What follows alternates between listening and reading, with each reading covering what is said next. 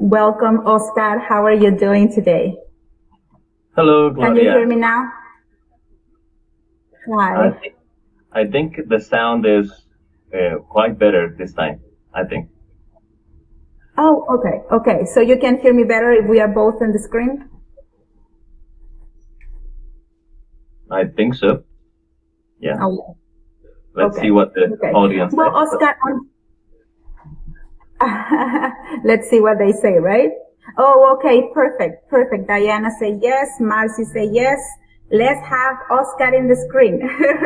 So thank you, Oscar, for being here. I think I can just quickly talk about what I was talking before and I was not able to transmit the message. It's a pleasure to have you here, Oscar, in this week of conferences, global conferences by ICLT. This is our second year, and I'm very proud. I'm very happy to present you in this set of conferences. You come here today with the theme "Connecting with a Distracted Generation."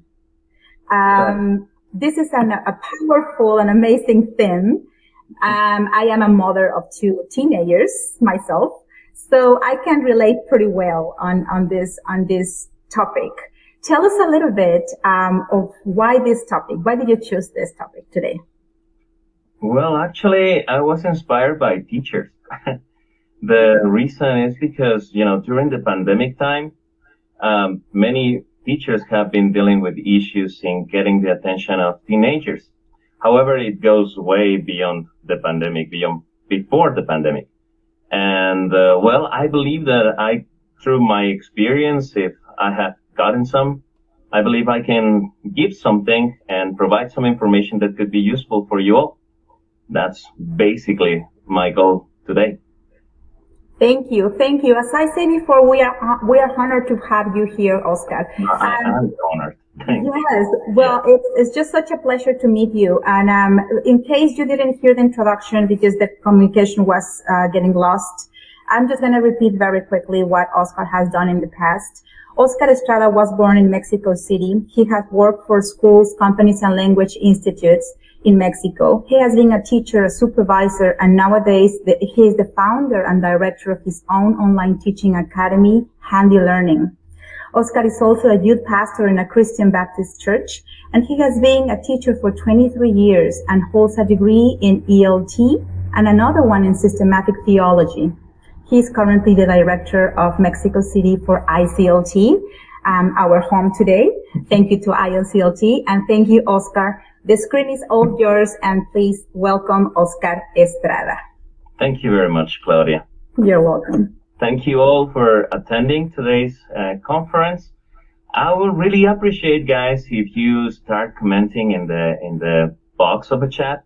Whatever comment you may have or any question, I'm not able to see it right away, but I'll be able to read it later. And of course, I believe Claudia will help us to read and share your thoughts with me and with the rest of the ICLT community. So if there is anything that we can do for you, I'll be totally glad to meet you there. All right. So thank you very much. Connecting with a distracted generation.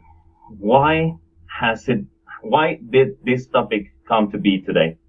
Well, I've been reading lots of comments nowadays in social media from teachers who have been complaining about many issues about their students nowadays. Some of the complaints are that students don't turn their cams on, and you might relate to that, right? They don't answer when you call them, and the nowadays classic joke that we seem to be performing some spiritual session and summoning some kind of evil spirits from behind the cameras, right? And we go there sometimes in our classes, something like, "Hey, Nacho, are you there?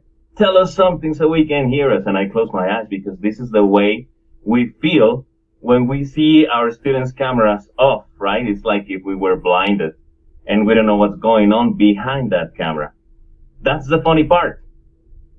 But the truth is that we laugh about it because we try to get rid of our frustration. Isn't it frustrating to, not knowing what's going on behind the camera? I teach at a secondary school, And it has been exhausting to deal with these situations, not knowing if they are even there. Dealing with parents who justify their children's absence, and other parents, pointing at us saying we are doing nothing about it. And they are saying that they must get paid because they are doing our job, just because now they have their children at home. But the fact is that we do have lots of work to do. Planning, lots of things to be thinking about, imagining, and bringing into our papers. So later we can bring it into the computer and studying and finding new materials, new things to do, new tools to use. And, everything to capture those elusive spirits' attention behind our cameras. So my goal in today's talk is to bring you and be part of the journey I've been dealing with myself. So you can understand, and we can all understand, why our students get so distracted and disconnected. Why is this generation so distractful, and what we can do about it? Then I want you to understand our roles as teachers. And finally, in some ways, to reconnect to our learners' brains and reach our students' souls. So, who's the distracted generation? I would like you to think as a student. I would like you to remember those days when you were back in secondary or primary school. I would like you to remember how it felt to be a student. How much of your attention did you give to the teacher that was in front of you? And why did you do it? If I talk about myself, when I was in secondary school, when I was a student there and a teenager back then, I usually didn't pay attention, I have to be honest. My teachers were in front and I had to be looking at them because it was the respectful way and it was presential and you could not hide anything but sometimes food under my desk, but nothing else. And to be honest, I didn't pay attention to them. I was looking at them. But if back then my teachers could have seen behind my eyes and my thoughts, they would have faced an off camera, just like today. Because my mind was somewhere else. I was thinking about video games, about playing with my friends, about issues with girlfriends and, those kind of things that we teenagers, I say we because I am remembering myself in that time. When you're a teenager, all the issues you're dealing with and the battles you're fighting as well. Anyway, when I paid attention to some teachers, it was to the teacher of history and to the teacher of English. The reason? Because they were my favorite subjects. And, I paid attention because they made me pay attention, not because they asked me to do it, but because the topic was something relevant for me. In Spanish, when we say poner atención, we say it, poner atención, and we use the verb set or place or put, and we usually scold our students when they say put attention, right?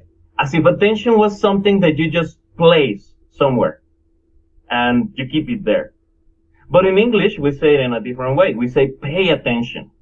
So we pay for something because whatever we're going to receive is valuable. So the more we value the information, the more attention we pay. You get that concept? Just think about it. What was your favorite subject at school? How much attention did you pay there? What was your worst subject? How much attention did you pay there? I mentioned my two favorite subjects were history and English. And the history teacher was the kind of person that loved his subject. He was passionate about it. Every time he talked about, Second World War or Mexican Revolution, I felt as if I was living that moment again. So he took me to a trip, a time travel back in time. And I felt like one of the characters living the stories that he was saying. And he didn't use any kind of tool. He didn't have flashcards. He didn't have any Zoom or any presentation to share with me. He was just explaining, living it. saying it, feeling it. And I got so impacted. I got so shocked by the way he gave the class. That's precisely what I want you to think about the generation that we are dealing with today. When we're talking about this generation, the distracted generation as they have been called, we're talking about one keyword to get their attention, and that keyword is experience. Experiences are things that we value the most. Experience, a good experience that we have to share, equals attention of someone who may listen to us. Because whatever you experience in your life, you give your attention to it. Therefore, think about the experiences you value the most, and think of the generation you are teaching. So here are some characteristics of the generations that we're talking about. When we talk about us, maybe some of you will be in generation Y, which is the generation called millennial. Maybe some others will be in generation X, previous to that. But the generations that we're talking about and dealing with are the Z generation and the Alpha generation for those who teach primary school or even kindergarten. Okay, and generation Z. And when we talk about these guys, okay, we're talking about these type of things. All right? We're thinking that, or we're saying that the Z generation pays too much attention on fashionable stuff, on new trends, on whatever is trendy today, they go there. Influencers, they get the best of their knowledge about the real world. They get it from influencers, YouTube tutorials, Instagram photos, everything that's out there in the social media. Also, when they think about studying, they go to the internet and they can Google everything. Experts have said that multitasking, which is one of the abilities this generation has, is not really multitasking. Because multitasking means to do two or more things simultaneously. And nobody can do that. They can do things rapidly, switching from one activity to another very rapidly. That's what they can do. So, by doing this and swiping in the mobile phone all the time, it also changes the cognitive processes. Therefore, whatever they do in their mobile devices, they will do it in real life. So when we have something to tell them the way we did before, or we received information before, what we're doing is just getting into their minds in a boring way that's not moving rapidly. If we do not get beyond their only mind, their eyes, what they can only see tangible things, and if we don't reach their souls and their complete attention, something they could pay for, something really valuable for them. So, there are not clear-cut answers when we talk about the way that the Generation Z will be in the future. Some researchers say that Generation Z is the most diverse generation in history. They are creative. Technology influenced young people that could give a lot for the future of humanity. But on the other side, they are also impatient, money-driven, and too dependent on technology. And researchers say, well, all we can do to find if this generation can change the world into a better place is wait and see. But of course not. We are their educators. We must do something. We cannot just wait and see. So I performed a small survey among the students, trying to understand their points of view regarding the way we are educating today. And I have to say that I did the same with teachers to compare opinions and views and come up to conclusions when we compare both worlds' opinions. So stay tuned until the end to see the comparison between students' answers and teachers' answers. I want to show you some of the results from the students, what they say. This is the students' point of view, all right?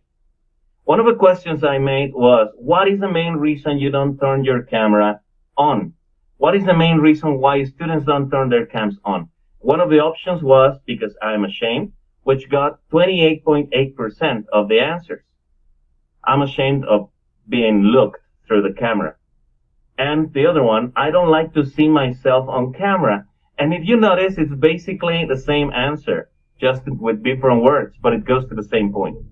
So 46.2% of the students say that they don't like to see themselves on camera. And this tells us lots of information. Why don't they want to see themselves on camera if all the time they are taking photos in Instagram and posting their own faces on Facebook or TikTok or their social media? But when it comes to class, they say, I don't like to see myself on camera. A second question. Why do you keep quiet when teachers ask anything? Has it happened to you? You ask something, just even eliciting information and say, hey guys, do you agree with this? Did you listen to my instructions? Did you understand? And you receive nothing but silence. Has it happened to you? I would like you to write it in the comments if it has. Well, it has happened to me all the time. Why do you keep quiet when teachers ask anything? I would like you to see this one. I highlighted this one. It says, being honest. This is a student's answer, right? He wrote this. Being honest, I was one of the people who participate more. But I have seen that the more you participate, more work the teachers leave. This is the way that the student writes. I like to do questions if I don't understand something. So this guy is saying, if I participate, I will be the victim of my teacher from then on. And he will be asking me all the time. So I don't want to do that. I'm only going to ask something if I don't understand anything. A second answer I would like to highlight, and you of course may read the others around. It says here, I am afraid to answer and that it is wrong. In addition to the fact that a computer is vastly intimidating, in my opinion. Take a look at this answer. That's quite interesting, right? So this student, and I'm saying the range of age of the students I interviewed and I applied the survey to, were from 12 to 15 years of age.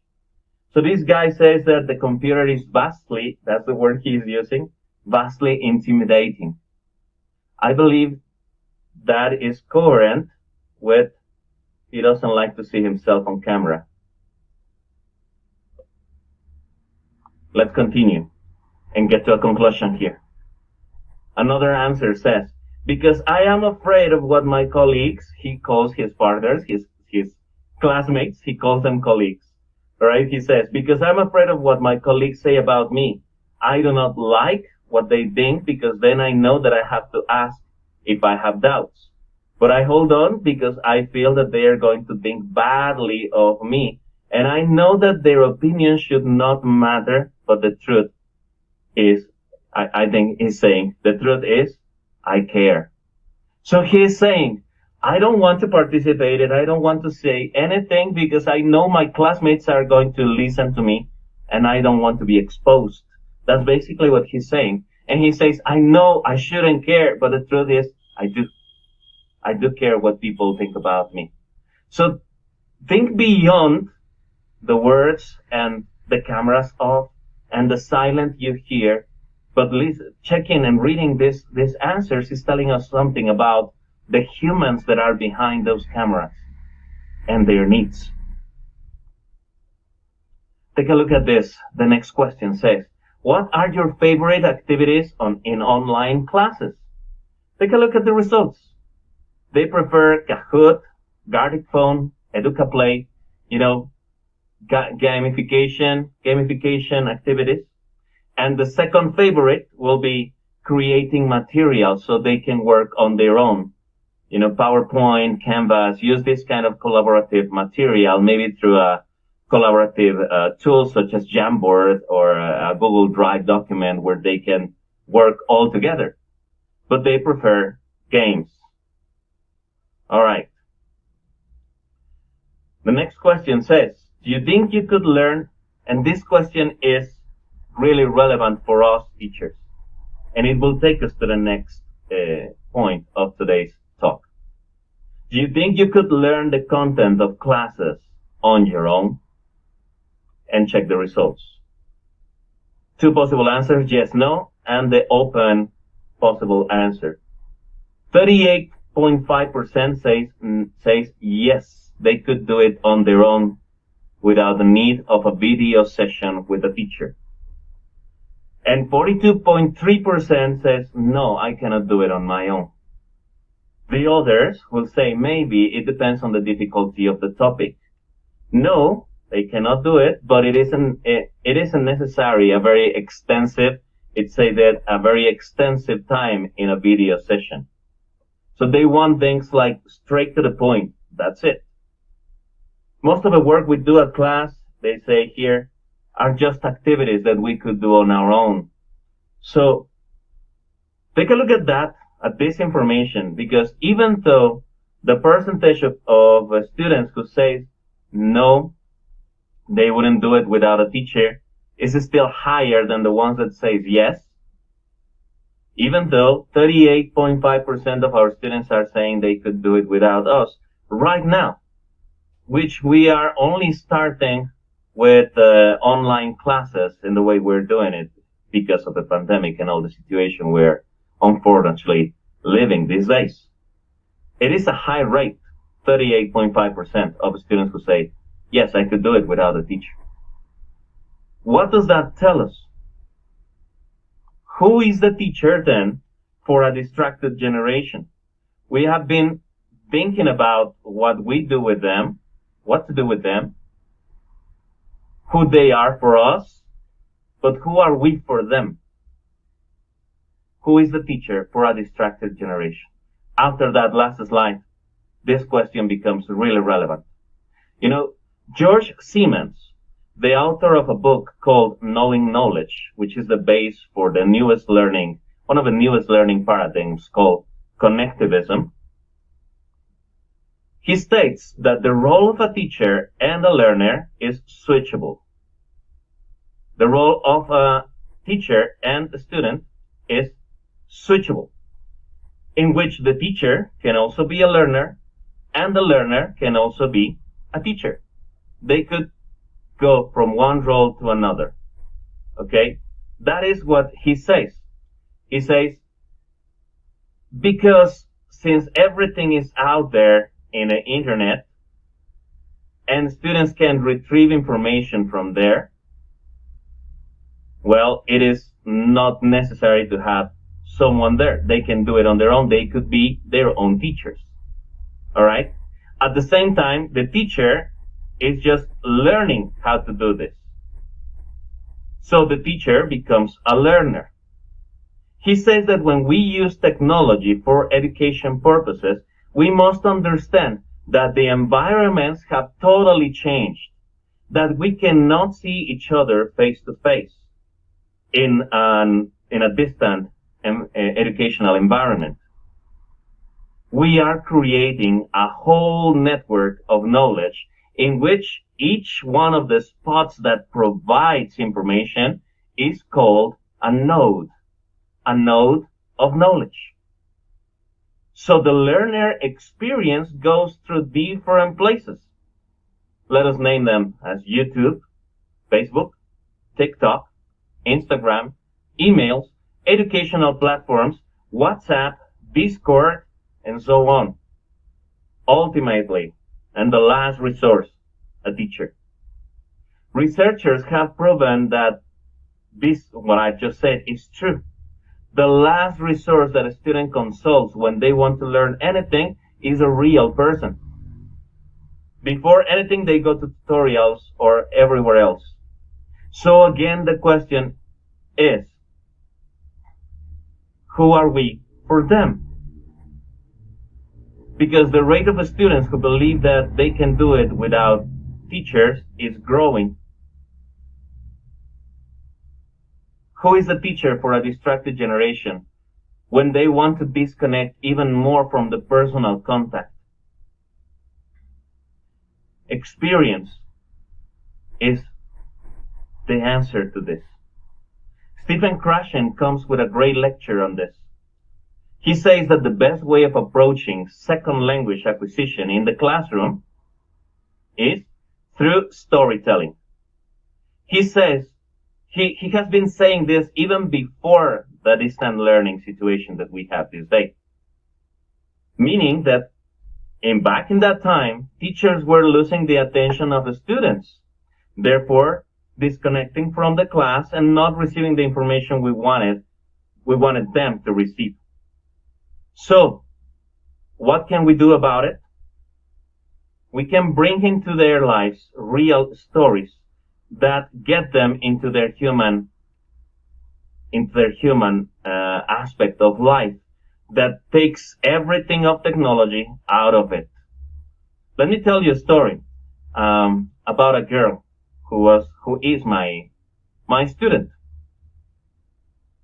I'm not gonna say her name because I don't know if she might even see this one day, and I wouldn't like to, break her confidence. But we were doing this kind of classes, like distant learning classes. And she's the kind of a student who's really smart. She is really clever, and even with the language, she holds a C2 certificate from Cambridge by the Anglo. But in the class, nobody knew about that. She never said that. I knew it because I read her profile. But she was the kind of a student that in presential classes was at the back part of the classroom, on the corner, hiding, shy. She didn't really want to talk. She didn't want to participate. And one of the things that she said is that she felt like a lot of pressure on her, that her family was putting lots of expectations on her, and she couldn't do it. She said that she didn't know if she could do it, but how did I know what she was thinking? Because in distant learning, in one of the activities that I applied, it was a collaborative Jamboard tool. They were writing stuff, and she wrote a story there about a girl who was clever, whose parents didn't pay attention to her, but at the same time gave her lots of pressure and lots of expectations. When I read that, I knew she was talking about herself.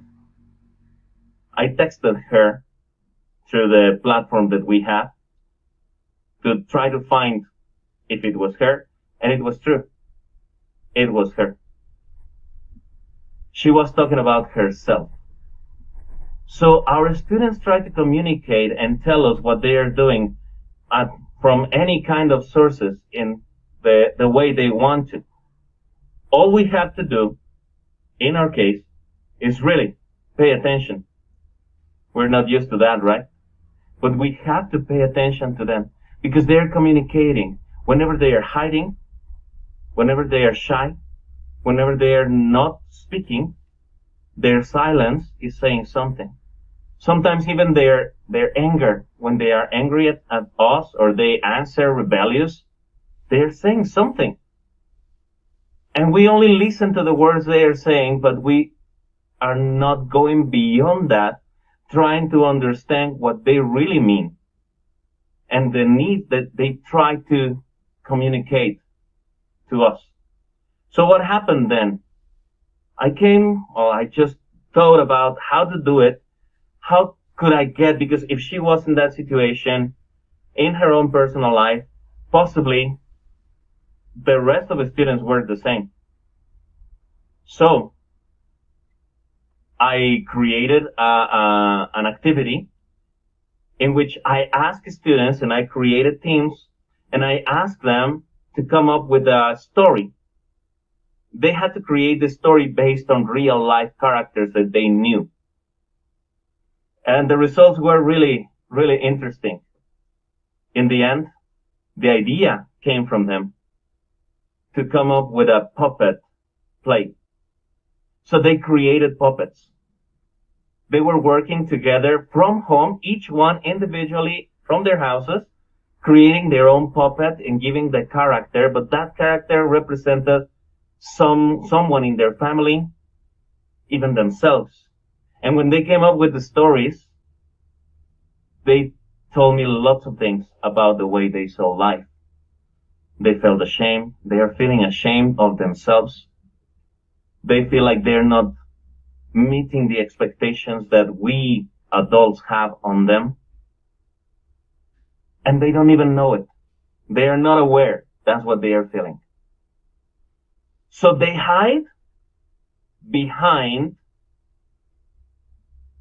social media. Fake photos in Instagram of people who just tunes things through Photoshop or through the same filters that the apps give you.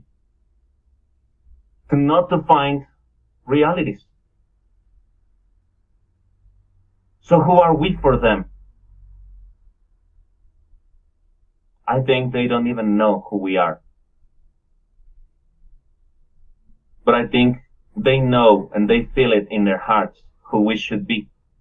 And that's a guide, a role model that could lead them to become the best that they have to offer to the world. But let us see what the teachers believe about all this, because I also applied a survey for teachers. Here it is, the results of this. Which one do you prefer? I asked the teachers. Online or on-site? 55% on-site classes. 45% of the teachers prefer online. Possibly because of it's comfortable to be at home. Maybe that is why. But let's take a look at the next questions. What do you think is the biggest challenge for teachers in online classes? To make sure our students are paying attention. These are the answers that teachers were giving. To make sure our students are paying attention. What do you think is the biggest challenge for teachers in online classes? In my point of view, this is the answer of a teacher. It is try to keep their attention to the classes. Try to keep them focused on one thing without distractions. And of course, the access to the platforms and devices. And you can read the answers around it. I'm just highlighting some of them. What do you think is the biggest challenge for students in online classes? And the teachers believe that the biggest challenge for students is to receive information as they should. I highlighted this one. The question on that one is, how should they receive information? Let's read the others. To focus on the tasks, keep the attention, to understand the teacher, feel motivated. If we compare the results from the teacher's answers to those from students' answers, has nothing to do. Teachers believe that the biggest challenge is attention. And the students believe that their biggest challenge is to face themselves against themselves.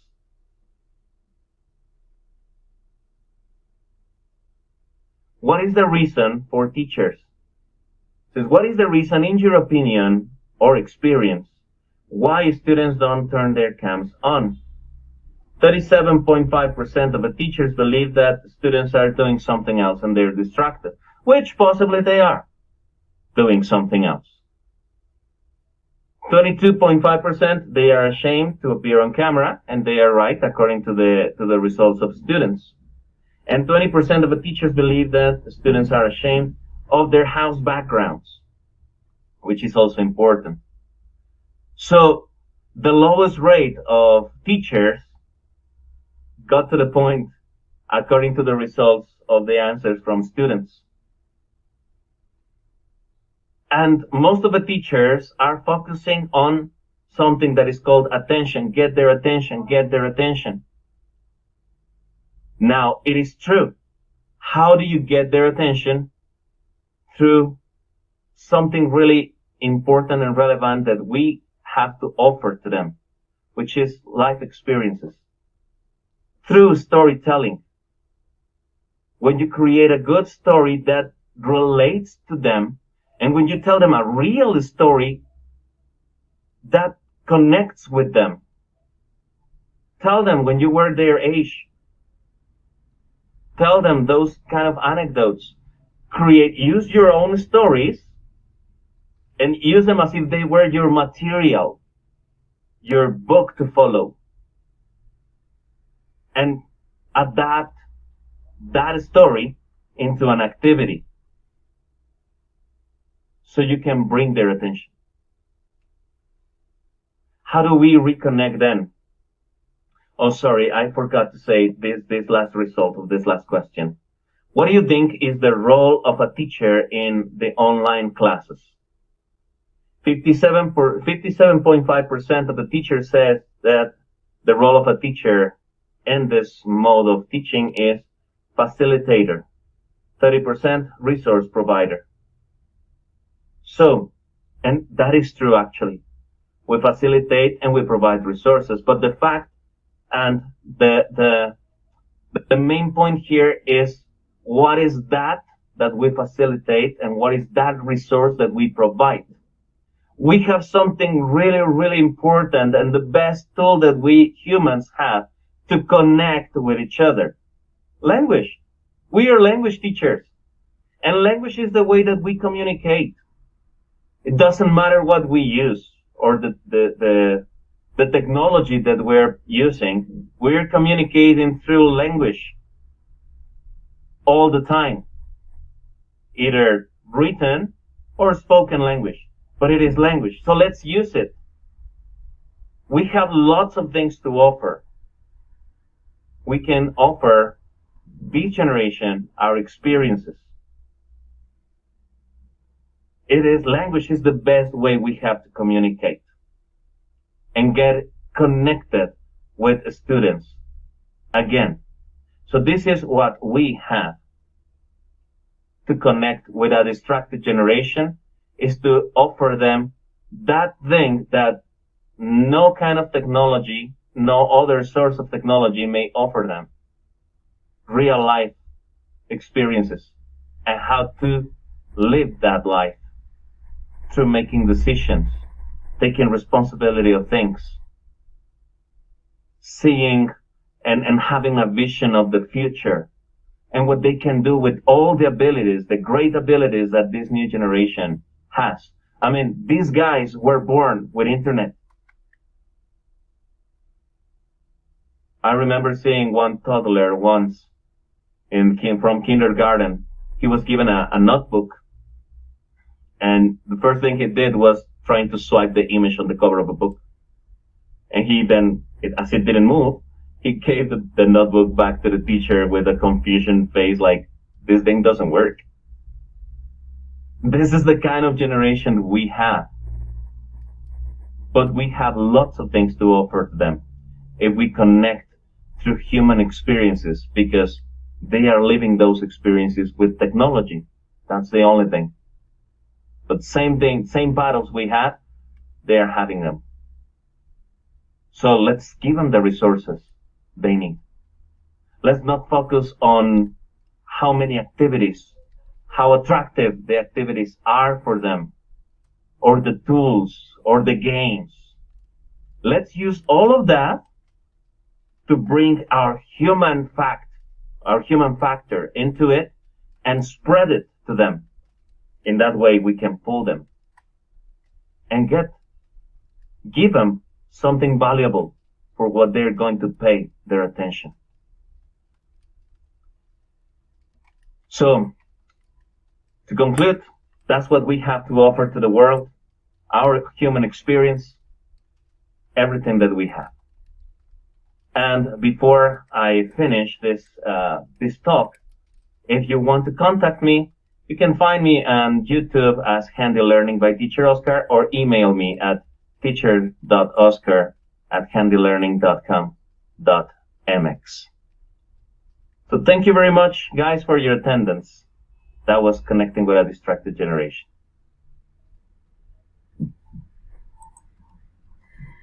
Oscar, beautiful presentation. Thank you so much. I am just mesmerized with the fact that us as teachers, we don't have just a role as educators, but as mentors and motivators. And it has been just a powerful presentation with powerful tools for this generation that it's, really distracted, but for a reason. So having this knowledge about the reasons and how we can handle it, even as parents, has been great. Thank you, Oscar, so much for your presentation. I think we all enjoyed it very much. I was just nodding my head all the time, like, yeah, that's right. Because even in this side of the screen, being a parent, seeing how my kids, don't like to interact with the teachers on the other side, and me being a teacher saying, please at least say thank you and hello and open the camera. It has been a struggle for me too, trying to manage and balance these two, parenting and teaching roles. Right. At the end, we're all mentors, and we are all just directing our students' path. So I appreciate what you're saying. I appreciate your message. Thank you, Oscar. Do you have something else to say?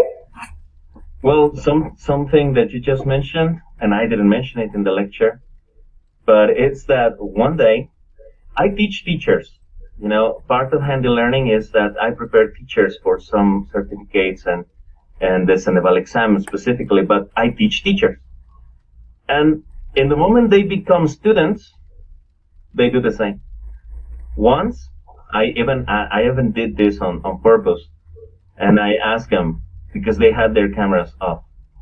And I asked them, hey, you know how it feels, guys. Turn your cameras on. Please don't do that to me. And one may think that they will immediately respond and turn their cameras on, but it didn't happen. Some of them turn them on, but not all of them.